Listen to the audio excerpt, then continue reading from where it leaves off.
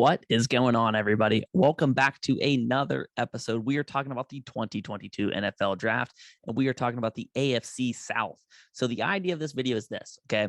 We're going to talk about each pick in the top 100 for the AFC South, okay? This isn't a mock draft. I'm not going to sit here and go, the Tennessee Titans at 26 is taking this person because we really don't know. But I'm going to throw out some names that I think would really fit, would make sense, that maybe if I was a GM, I would draft if they were there. So that's what we're going to talk about. I'm going to put timestamps in the video. So if you want to jump around in the video to a certain team or hear a certain pick, you're more than welcome to do that. If you guys like the content, make sure you click like and subscribe, all that fun stuff that every YouTuber says. But make sure you drop in the comments, because I'm kind of curious, who you guys think for your team. The Colts at 42, I want them to take this person. You said this person, but I disagree because they're not a good fit because of blah, blah, blah, blah, blah. But I love to talk to you guys, man. That's why I do this, to talk a little football. So make sure you guys let me know who you guys think that your favorite team is going to take. When we look at the AFC South last year, the Tennessee Titans won the division at 12-5. The Colts were in second place, just missed the playoffs, should have made the playoffs, but they blew it. Went 9-8. The Texans went 4-13, which is probably better than they should have, considering their talent. And the Jags were in the basement at 3-14.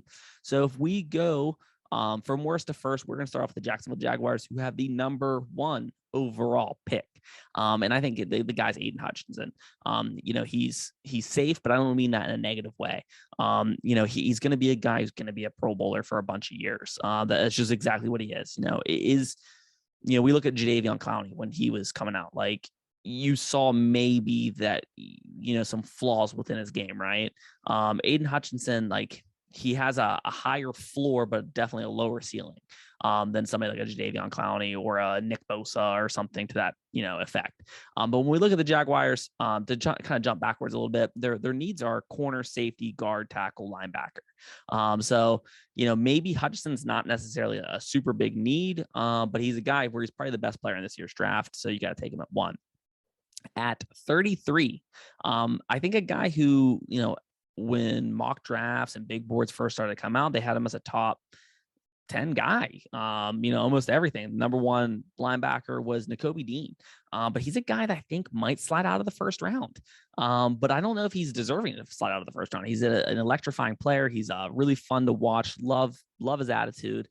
He's on that Georgia team that won a national championship. So I think Nakobe Dean could make a lot of sense as far as that goes.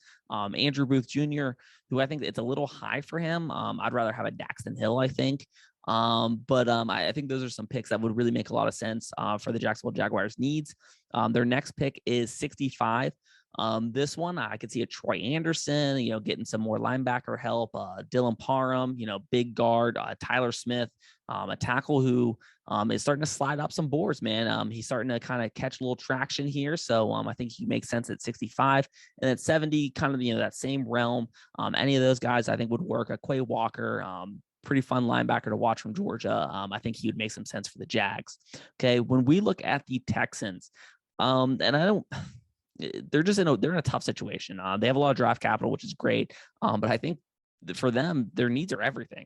I think they are 100% should be about best player available, because they don't really have anything locked up that's like, they don't need that position. Look at number 3. I think Kayvon Thibodeaux makes a lot of sense. He's a guy who, as what we saw from Hutchinson, Thibodeaux is like that Jadeveon Clowney, right? Where he's the guy where his ceiling is higher than Hutchinson. It's not really arguable. But his floor is also a lot lower. He's a guy who, his passion's been questioned, which is usually not something you want to ever be questioned from that high of a pick. I think another guy is Akeem Akwunu, the big monster mean tackle from NC State. I think he would make a lot of sense of that pick too. But I think Thibodeaux really has to be really thought about if you're a Texans fan. At 13, I'm seeing, again, this is talk about people that's sliding like Nakobe Dean. This guy was a top 5 pick, and now you're starting to see him maybe slip out of the top 5.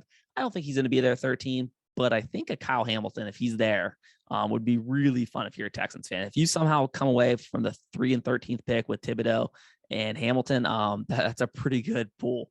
I think George Karliftis makes a lot of sense. The big defensive end from Purdue, another really solid workman kind of guy. Kind of a Ryan Kerrigan kind of player who he sort of reminds me of, a guy who's He's not going to embarrass the tackle necessarily, but he's going to get the job done. At 37, again, this is a guy who I don't think he's going to be there. But Jermaine Johnson, if he would be there at 37, would be an awesome. Kaiir Elam, I think would be a fun one. He needs some work, okay, but he's got all the tools, right? He's a big, long corner who could do some things from Florida.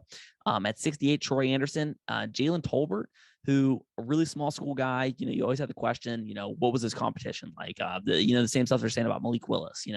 Okay, you did X, Y, and Z, but you did it against lesser competition. Tolbert's another one of those guys. But again, man, why not throw a dart at the board? If it doesn't work, it doesn't work. But it's the 3rd round pick. Why not? Let's do it. And then at 80, I put Jamari Salyer, guard from, well, he's a tackle, but I think he's going to play guard in the NFL, or a Tyler Smith would make a lot of sense at that position. All right, if we jump up to the Colts, who don't have a 1st round pick because they traded it for Carson Wentz. Their needs are corner, safety, and wide receiver. So their first pick is the 42nd overall pick. I think this is a little bit of better location for an Andrew Booth Jr. About 10 picks later. I think that would make sense. I always want to call him Louis Cien, I think would make sense. Big, strong, hard-hitting safety who can really track down the field.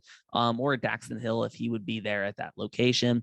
At 73, the ball hawk, Kirby Joseph. I think he would make some sense. At Kyler Gordon, a corner from Washington, could make sense to help round out this Colts team and really just help them on that other end of the ball. Let's go ahead and jump to the division winners, man. The Tennessee Titans. Their needs, I put a guard, tackle, wide receiver, and corner. This is a team that I feel like they're constantly trying to build up the offense, and it's almost like Mike Vrabel's like, I'll take a mismatched group on defense. They have some talent. They also have some, people in positions where I'm like, oh, I don't know, man. Maybe they should go defense. But they believe in Vrabel can coach them up. So 26, they lost Julio Jones. So why don't you get another big freaky receiver and Treylon Burks? I think that would make sense, man. He's a guy who can really open up the field, do a lot of things with. But I also think Zion Johnson makes a lot of sense to that. They like to run the ball. Zion Johnson's a big, downhill guard. I think he'd make sense. Trevor Penning, dude's got attitude. We saw him at the Senior Bowl throwing dudes down. Just a workman, man. A guy who's really coming up boards. I think people love his attitude. And then their next pick is the 90th pick.